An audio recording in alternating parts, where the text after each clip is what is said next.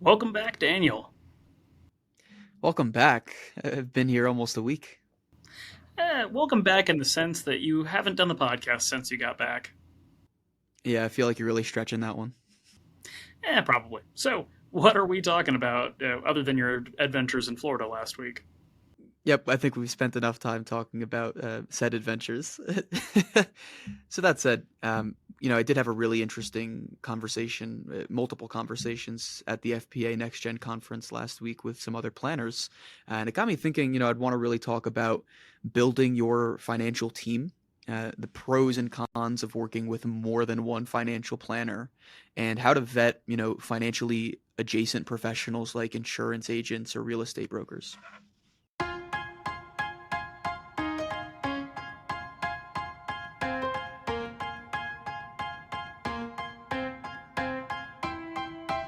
Welcome to the Science of Wealth, where we discuss the science behind financial planning and the art of learning and applying it.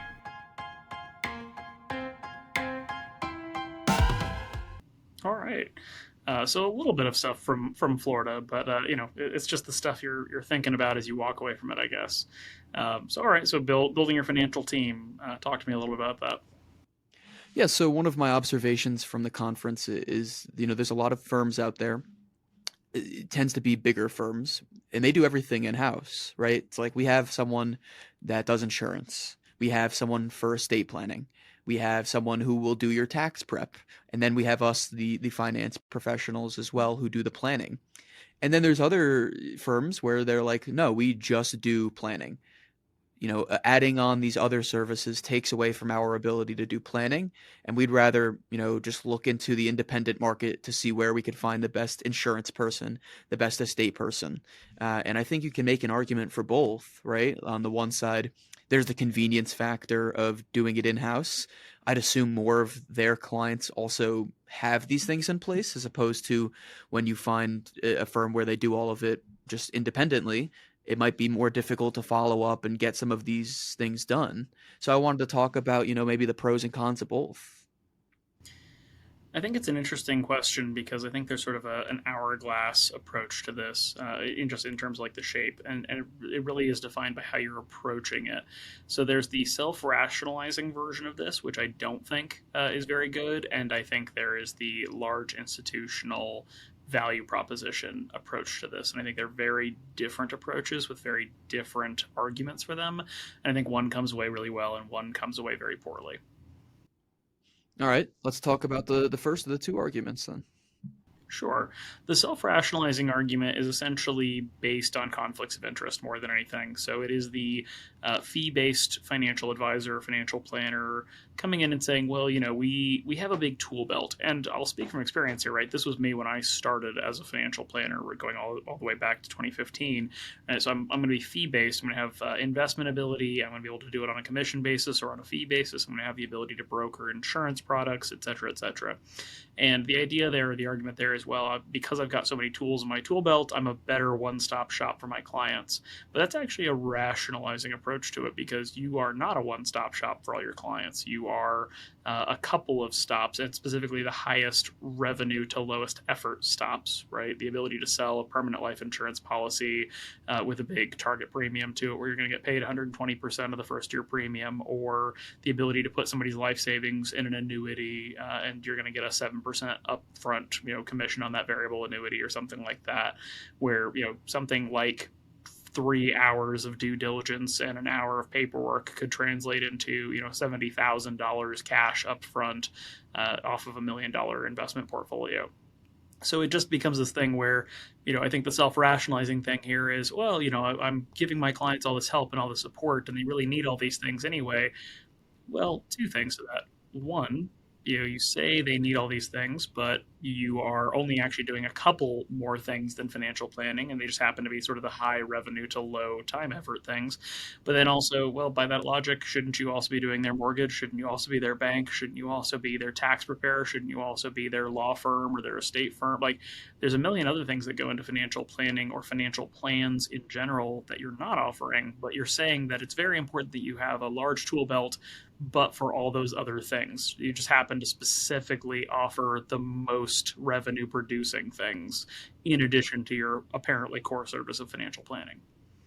Okay, so to play the devil's advocate and just poke and prod a little bit, can you make an argument for us maybe not doing the investment management if all we should be doing is the actual planning?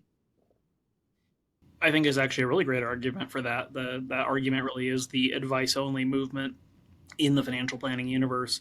I think my biggest hesitation with that, and you could point a finger at me and say, well, Dan, that sounds like a lot of rationalizing, is that financial plans are so tax sensitive and so investment assumption sensitive. And functionally, it's interesting because often the argument that is made for something like the advice only model would be, well, clients are smart and they can certainly manage their own money and it's no big deal. I think what you see in practice is, this is going to sound a little mean, so apologies to some of my colleagues here. I think what you see are people who are either uncomfortable with managing money or potentially, self-recognize themselves as incompetent at managing money, or they're just very liability averse. They're afraid that they're going to make a mistake and get sued and cost their client a bunch of money or something like that. So they're willing to just sort of say, well, I don't want to, whether it's because of competence or confidence or just fear. And so I'm going to make my value proposition not doing that thing. But in practice, what we see in our clients is often clients who want to self-manage are sort of challenged with self-efficacy. We just talked about this 2 weeks ago on the podcast, so I won't retread this ground too much, but I can count our number of clients who are really strong at self-managing their investments on one hand. And for the rest of our clients, what we've seen in practice is those who opt to self-manage often tend to make mistakes, delay, or otherwise not execute very effectively. And so we find ourselves in a strange position where, frankly, it is better for them if we do it for themselves. I don't know that really applies in the case of something like the one-time purchase of life insurance, the one-time purchase of a long-term care policy, and some of those other things where there's big commissions behind them, and there's not so much of an ongoing importance to their implementation. It's just this one-off iterative item.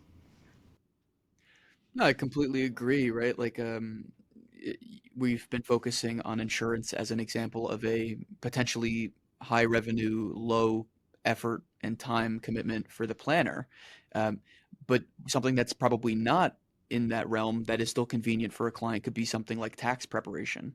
Do you see any value there for a planner either bringing somebody in-house or starting themselves to, prepare 1040s for their clients because of how important that service is and the fact that we touch the tax returns so frequently anyways? Yeah, I actually think that's one that is potentially very, very valuable. I think the interesting thing is that you see this inverse rationalization because tax preparation relative to financial planning, to investment management, or to the sale of investment or insurance products tends to be very high effort, high liability, low revenue producing in a relative sense. The market for general tax preparation, I think for a skilled tax preparer today, lives somewhere in the high hundreds, low thousands. There's a lot of external factors, i.e., waiting on all the W-2s, 1099s, K-1s, et cetera, to show up. It requires a lot of direct input work like financial planning, where you've got to take all the data, put it into the software, build it out.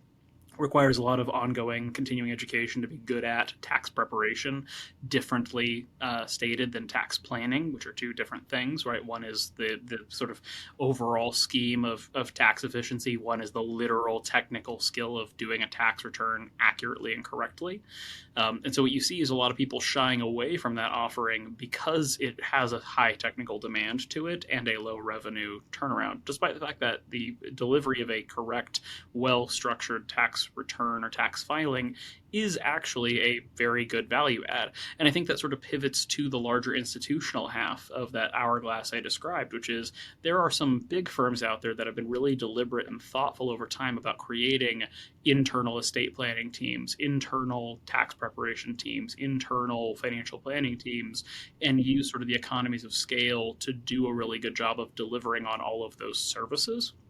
But they do have this genuine, comprehensive delivery, not just planning approach. And I think you see those only in instances where the firms are often really big enough to do those at scale, right? Where you don't just have one tax person in the firm, you have 10, 20, 30 tax specialists in the firm and so on. But you see this sort of inversion of that, we have a big tool belt philosophy when it comes to high labor, low value activities from the firm perspective, even though they might be, high labor, high value from the client perspective. Yeah, it's not a world I have a ton of experience in. At my last firm, we really did financial planning. Here, we do financial planning, and we're a smaller team. At those bigger firms where they might be offering services like this, I'd assume one, the value add is simply the fact that it can all get done, so you don't have to go outside for your estate plan or to get your taxes prepared or to find insurance. Would you also make the argument, and is this true in reality, that it would be cheaper since it's all in-house? I think you may get some good bundling there, but the trick there is that a really, really strong bundled firm that actually can do tax prep and estate preparation or documentation in house, plus planning, plus investments and everything else, tend to be premium offerings, not economy of scale offerings, right? They're not consumer banks where they're trying to get you to do a checking account and then a savings account and then a CD and then a money market. And by the way, we can also do your home and auto and your mortgage. And we happen to have an investment platform and we're competing, on kind of being the cheapest game in town slash having all your stuff in one place. The shops that I'm describing there tend to be premium shops. They tend to be firms with, multi-million dollar minimums or really high minimum fees of 20, 30, $40,000 a year, because they're often either in the family office space or they're kind of the last stepping stone before you're at the wealth level where you probably need a family office if you're inclined to it.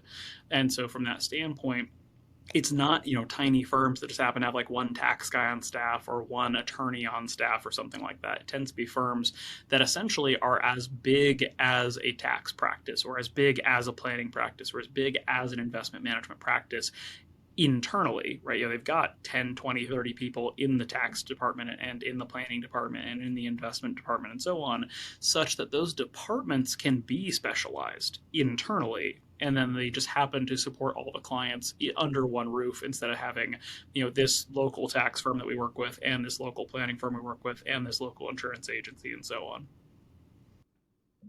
Yeah, I get that. So for the most part, it sounds like something that most folks are going to be priced out of. Why don't you see it at smaller firms, right? So like, let's take us for example. Why don't you see firms like us hiring someone to just be like, hey, this guy's an EA or a CPA. They're going to do all the 1040s for our clients moving forward. Well, I think there's a step before even a firm our size. You can go down to certain solo practices. So I think about like Pavilion Financial Planning, my friend Jessica, who does tax work and also planning work and also investment work and so on.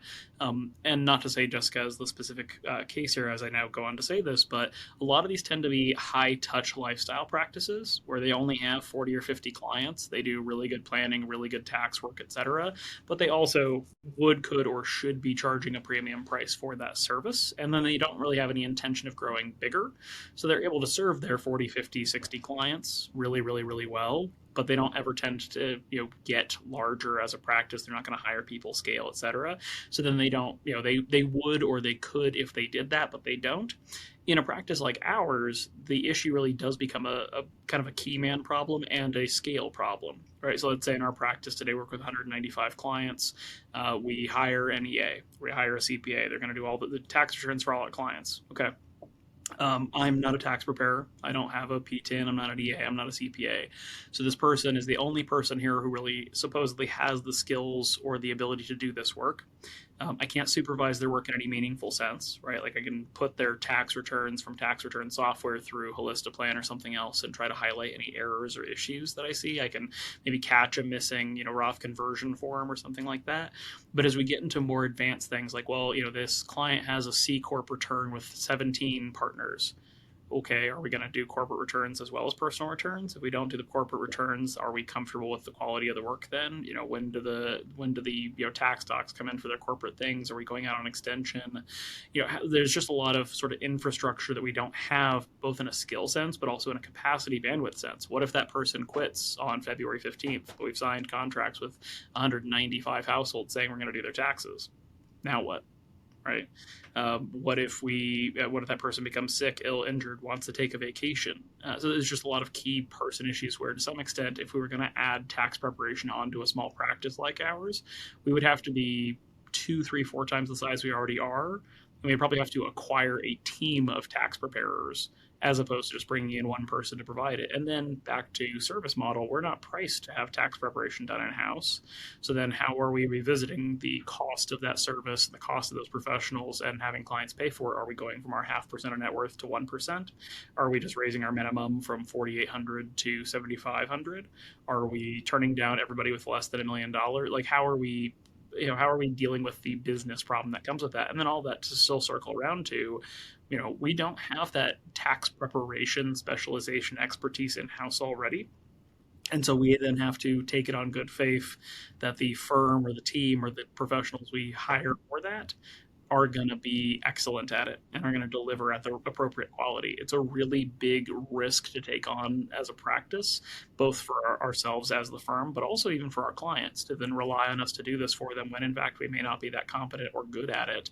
And we may not have the ability to recognize our lack of competence in that thing because we don't have a strong tax professional who founded the firm or who's a lead partner or something like that.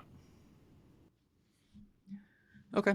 Yeah, all that makes sense. So for the most part, it sounds like to have it all in-house, it's going to be a premium service. And maybe for the majority of the folks that we're currently working with, the top 10% of folks here in Longmont, more or less, it's simply not something that they're really going to be seeking out and should more just look for a bunch of independent professionals on their team. I think it's a very likely thing for folks here in town, right? And we have great relationships with a couple of tax preparers and tax professionals and other professionals for that matter. But I think just in the realistic context, most people here in our community are going to find themselves working with more than one shop for their assorted needs. I don't think there's a single place here in Longmont that is a one-stop shop for any set of professional needs. Easy enough. So speaking of multiple professionals, I want to talk about working with more than one financial planner. I think this is something that came up at the conference more than once, right? So, like, it seems like the people that work with higher net worth clients might manage a portion of a client's net worth as opposed to overseeing all of it, which isn't really the case, with us. We might not manage everything directly for clients, but we are advising on everything. So let's talk about it. Well, I mean, not to be too mean to some of the people you met at Gathering, but it sounds like some of them aren't financial planners. They're just portfolio managers. And maybe I'm wrong, or maybe you're oversimplifying the conversation that was had there. But when somebody says, "Well, we work with some high net worth people and we manage some of their money," I don't hear any financial planning in there. I hear somebody saying that we're an assets under management shop and we get paid to manage money, and a client's bringing us money and we're managing it for them, and they have so much money that they've decided to split that up between multiple investment providers. That's fine for the client to decide that they want to have different portfolio managers. I think there's really good use cases. This is really the whole purpose behind things like SMAs, separately managed accounts, where you might say, like, well, we've got a client who has a lot of money and income in Pennsylvania and they really need some municipal bonds from Pennsylvania, and they need that managed really well for tax reasons and whatnot. But unfortunately, there are not a large variety of municipal bond funds for the state of Pennsylvania. But there's a SMA provider for municipal bonds in Pennsylvania, and so we're going to hire that shop to manage the municipal bond portfolio for this client. Like, there's a world where that makes sense. But when you say, working with more than one financial planner, a giant red flag goes up for me, because this is like saying, well, I want to have two architects design my building. Okay, two architects who are going to work in the same shop side by side, or two architects are going to design the whole building, and then we're going to try to mash their designs together somehow and come up with a better whole than either of them produced on their own. It's a very concerning framing of the planning concept when it's described that directly. Okay, so let's go the route of the two architects are not working as a team. They're more just doing the same service and overlapping. What's the real issue there? I mean, I think if I wanted to look at it in a positive light, you can essentially argue, well, as the client, I'll receive input and advice from both of them, and I'll, you know, take what I believe is best from each of the two. There's such a reliance on assumptions in financial planning, and I'm sure even in architecture. But the reliance on assumptions is really big, because if I say, look, I assume a 2.5% rate of inflation for good things, I assume a 4% rate of inflation for bad things. I use that as a very conservative approach. Within that, I then also assume highly tax efficient index-based portfolios with optimal tax-adjusted distributions of portfolio assets. We're going to do asset location in certain portfolios to make sure that that's going to to go well. As part of that, we're going to assume certain trading behaviors. With those trading behaviors, there's going to be a certain amount of capital gains or a lack of capital gains in certain years. We're going to be doing certain pre-tax or Roth contributions in certain years. Like all this stuff aggregates up to this hugely complex picture. And then the problem is that probably neither plan works if you try to cherry pick, quote unquote, the things you like the most about each other's plans. Because then it becomes, okay, like what order do we assume then? Do we assume, okay, well, you had the best like accumulation phase of life plan, but then you had the best like decumulation retirement plan. So we're going to do your accumulation plan, and then we're going to take your retirement plan. Well, neither of those is actually going to work, because the accumulation plan is going to accumulate a certain set of assets within certain tax treatments, within certain rates of return, levels of volatility, and so on. And then we're going to arrive at decumulation or retirement, and we're going to have a different set of assets than the other plan assumed.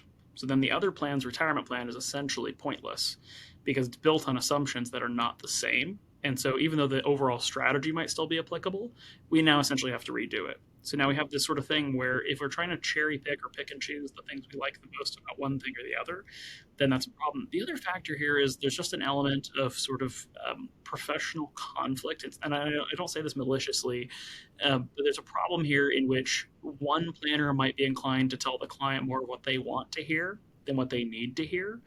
And that's going to create a really big conflict problem where essentially one planner is maybe being honest and saying some things that the client doesn't want to be aware of or deal with, or is assuming things, and that's producing a projection of problems in the future. And all the other planner has to do to sort of win that relationship over is be like, I think those problems are overstated. I don't see that in my model at all. And in fact, why don't we just ignore that? And since that person's just going to be the bearer of bad news all the time, why don't we just look at these more optimistic assumptions and go that way? And I'm telling the client what they want to hear, and now they're going to do what I say because I told them what they wanted to hear in the first place.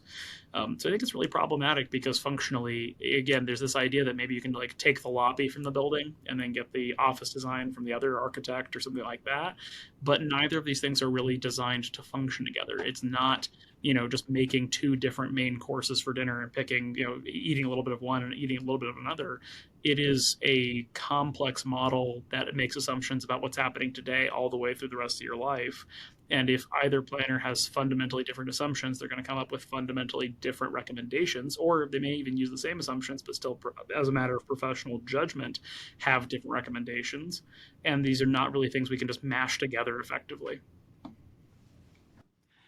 Yeah, I really enjoy and relate to the point about assumptions. I think one of the biggest things I've learned this year is how critical assumptions are in a plan and how much a plan is influenced by those assumptions, right? There's a huge difference in making a plan that has to last until 100 versus when you're 80. And to torture the analogy a little bit more, right? Like if you have two different architects, one's going to design the bedroom, one's going to design the kitchen. The one that designs the kitchen might do so and do a lovely job. Then the one that does the bedroom doesn't realize the first architect laid the piping out in a certain way so they'd be able to do the bedroom their own way. But now this new one comes in, bedroom gets messed up because the piping assumptions from the kitchen, right? And everything interacts with everything. It's not just the kitchen in a vacuum. It's not just the bedroom in a vacuum. Every piece of the house in some way interacts and speaks to another one. So if you have two different people speaking at the same time, they're not going to be able to speak the same language, and they're going to struggle with some of those changes and assumptions over time. I think there's an exception to be made here around specialization things. Let's say you've got a great client relationship, great planner match, etc., and then somebody's parent passes away, and the parent owned a house in Ireland. You're like, well, crud. Like, I don't have any expertise in Irish real estate. I don't know how this works. I don't know Irish tax law. I don't know the international components here. Okay, we don't need to like forego our entire planning relationship, but we are gonna probably need to engage a specialist, whether it's a tax specialist or another financial planner who has this skill set around international items related to owning real estate in Ireland, who can help us answer that problem, right? And that's sort of the hey, I can have a different architect maybe for the pool house on the property, but not the main building. I think it's okay to say we need two planners because there's something specific and select here, but then there functionally should be sort of a main overall financial planner still involved, and we're just bringing in this specialist for this particular issue for a limited engagement. Totally agree. So I think that's a nice transition here to topic number three. To continue the analogy, we have the architect. But how does one go about vetting the person to do landscaping, or the person who's going to do interior design? So to relate this back to financial planning, right? Um, how do we as professionals, or how do consumers vet lawyers, accountants, insurance agents, and understand when they're getting a really good deal and a really great professional versus somebody that they just find that's in town?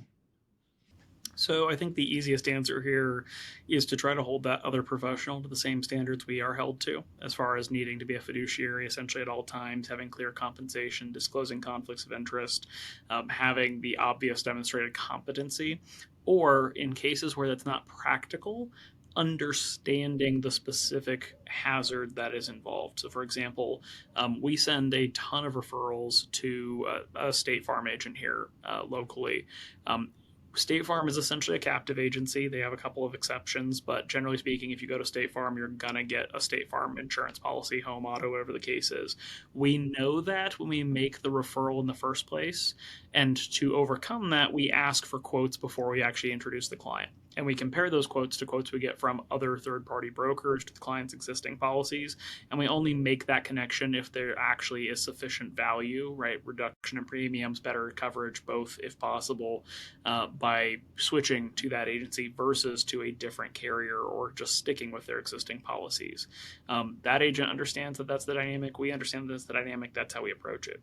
As we get into other categories like lawyers, tax professionals, mortgage brokers, realtors, etc., it's understanding how they're regulated. It's understanding what they do and don't have to disclose or how they're compensated as part of their kind of business model.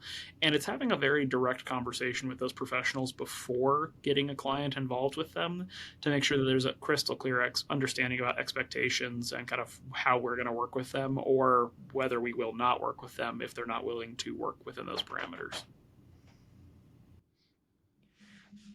Would you say that this is a difficult thing to do, right? I'd assume there's a lot more bad actors and just, people making it, getting by, as opposed to finding like really great professionals that we feel confident providing to clients. Well, so I think there's a balance here in terms of, is this convenience, right? Is it, again, like it's the insurance shopping, is it helpful to just have a couple of relationships that we can talk to? Or is this more because like this is the person for it, right? Like this is the real estate attorney, the estate attorney, excuse me, that we want to put them in touch with because we know they are 110% the best possible person for them. That's hard to say. That is something that takes a lot of time and trust building, and so it's not a perfect system where you fundamentally the first time you ever work with another professional or refer somebody to another professional, you're taking it on good faith that it's all going to work out. I think again that's where that clear communication beforehand about expectations and perceptions is very important before getting to a stage where you're actually putting the client in their hands. It's the same thing when a client provides us a referral. I think it's one of the greatest honors because they are putting their trust in us to treat this referral the same way we hopefully treated them. And, we are responsible and they are responsible for the way that person interacts with us and the way they feel about how the conversation goes. And it's the same thing when we refer somebody to an accountant or an estate attorney, right? Um, they're their own professional and they can make their own decisions. But at the same time, the experience our client has when we refer them directly, impacts us. And, that's why we're very guarded with who we actually give referrals to because it reflects on us as professionals that we felt confident giving that referral out. Well, and that kind of feedback loop is sometimes a really big challenge. There's a tax professional I know who I think is probably one of the best tax professionals in the state, bar none. I think their work as a tax professional is terrific. But at the same time, I have had regular friction with this tax professional over the years because this tax professional tends to be a little bit arbitrary in how they handle their client relationships, not in the work they deliver, but in terms of how they communicate or don't communicate with clients, such that it has not been an infrequent thing over the years where this tax professional has been, working with a mutual client or have referred somebody to them, and that mutual client or that person's come back and kind of thrown up their shoulders and said, well, like frankly they weren't really good to work with, right? They're I'm sure they're great at what they do, or they did a good job last time I worked with them, whatever it is, but they're not communicating with me, or they're not responding to me, or they're telling they kind of came back suddenly and said, well, that's a you problem, and didn't really go into it with me more, and so it's making it hard to work with that person. Where again, their work when they delivered is impeccable, but you run into this ongoing issue where functionally the feedback loop can be really, really important, really, really powerful. You mentioned when clients refer to us. I think one of the greatest challenges we run into is almost too casual of a referral. And I hate to say that because we love referrals. Clients, you're still to this day probably our number one source of new clients. So please don't stop referring us. But the too casual of a referral is somebody has a very general financial need, and the client says, well, like I love Dan, or I love Daniel, I love Emily, so you should talk to Dan or Daniel or Emily or Dan. And so the person comes in and is like, yeah, such and such told me that you're great. What do you got for me? And we say, well, we're a comprehensive fee-only financial planning firm that kind of touches on all the aspects of your financial life. And we're kind of a premium provider, and we charge a premium fee for that. And they're like, oh, well, I was just really had like one particular question. I don't really need any of that. And like, well, now I feel bad because you wasted your time coming to talk to us, and we're not the right firm for you. I don't want to say we wasted our time because we don't know what your needs are, and we trusted our client to send somebody to us. We don't want to rebuke them for that by any means. But now then also you're going to have a conversation with this client who referred you in the first place, and you're going to say, well, they weren't a good fit for me, and now the client feels weird about doing it in the future. I think again that's where really clear expectations about the expertise everybody brings and the right way to work with them is important.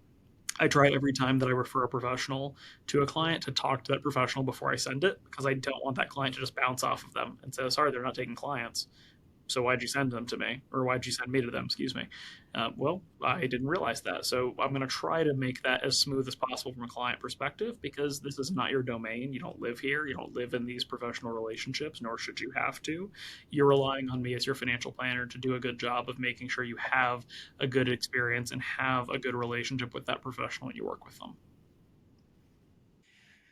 Yeah, I'd say to add on to that, right, lastly, just for anybody that now feels maybe reluctant to give referrals or doesn't know if somebody is a good fit or not, at a minimum, I think our North Star in those conversations has always been, even if they aren't a right fit, and in no way, shape, or form it would make sense for us to work together, in a 30-minute conversation, a 15-minute phone call, whatever the thing is, how can we make it a good use of their time, right? So can we provide them a referral to the appropriate party?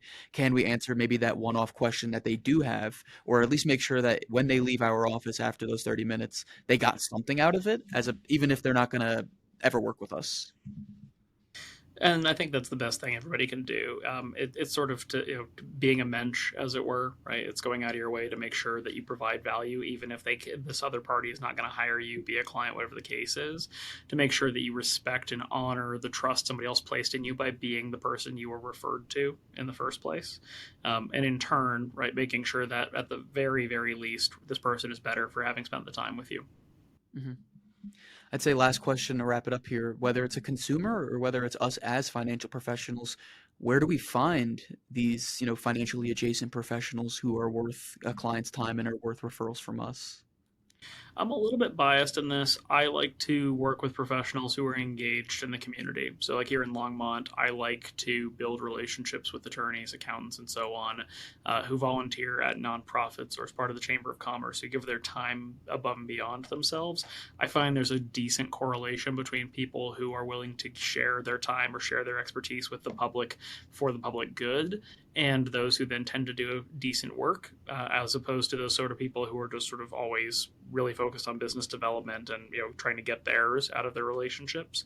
Not to say there's anything wrong with being a person who is self-interested in that way, but I just generally find that there tends to be a good relationship there. And then I am very slow to trust in that regard. I think due diligence, right, looking at reviews, and every profession has certain regulatory things. You can look up complaints or issues on licenses for financial planners. It's the SEC's Investment Advisor Public Disclosure page, or Broker Check for those who are brokers. You can look up state licenses in Colorado. You can look at misconduct records for attorneys, doctors, CPAs, EAs, and so on. But I even like looking at reviews, because even if there's a bad review, I think it becomes a good conversation to have with that person. Say, hey, I was looking at you. Everybody speaks really highly of you, but I did see that there was one complaint here from this party. Can you talk to me about that? Can you explain that to me? The response is very telling because sometimes a professional is going to say, you know what, I did make a mistake in that case and we felt bad about it and they were unhappy and, you know, we have to do better than that. Sometimes they're going to say that person is crazy, right? And they're just a nut job or I've never dealt with them, whatever the case is. Like I've had I mean, even for myself personally, there's a guy named Kyle something who has left like a 1-star review on my business page like 7 times. And then it keeps getting removed because I have no idea who he is. I've never met him as far as I'm aware. But like once every year or two, this person just like leaves a random 1-star review. It's really, really strange. But all that to say, you know, at the end of the day, you're trying to make sure that you've done your due diligence, right? Anybody can give you a wink and a smile. Anybody can give you a good handshake. Anybody can be charming in person. It really helps to take the time to do a little bit of vetting, to get third-party opinions and so on, and to treat all of them skeptically. And again, just to build trust slowly and thoroughly. Yeah, I couldn't have said it better myself. Kyle's actually my pseudonym. There you are. All right. Well, you said that was the last question, but I think you know that it's not. As always, Daniel, what have you learned over the last couple of weeks that you think our audience would benefit from? We're actually recording this earlier in the week than we typically do, so as far as this week goes, it was difficult for me to come up with something. So I actually came up with something as we've been speaking for the last half an hour or so. And you can be a really great financial planner. And as you said, you know, kind of quote unquote, get theirs and be very isolated from the broader community and just work with your clients and do excellent work. There's nothing wrong with that. There are a lot of really good planners doing just that. They focus on their business development, their clientele, and that's about it. But I think one of the greatest values as a planner that I hope to continue developing over time is a network of other professionals so that, you know, whenever a client says, oh, I have this insurance problem or I have this estate issue, I immediately have someone or multiple people that come to my mind as great professionals that can give them advice and be more useful in that regard to clients. And I think that's something that, as you mentioned, it's important to be slow to trust. So that will take a while to build, and that's okay. I think it's important to put the right inputs in, speak to the right people, while also recognizing this person might not be a great fit for the majority of my clients, and that's okay. Well, as they say, it takes a village.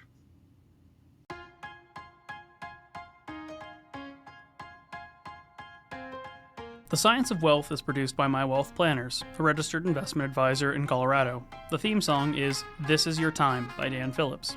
The podcast is intended for educational purposes only and is not investment advice or any other form of advice. Not all material discussed on the podcast is appropriate for every individual in every circumstance, so you should consult with a certified financial planner, tax professional, or legal professional as appropriate before attempting to apply any of the subjects, strategies, or tactics discussed on the podcast.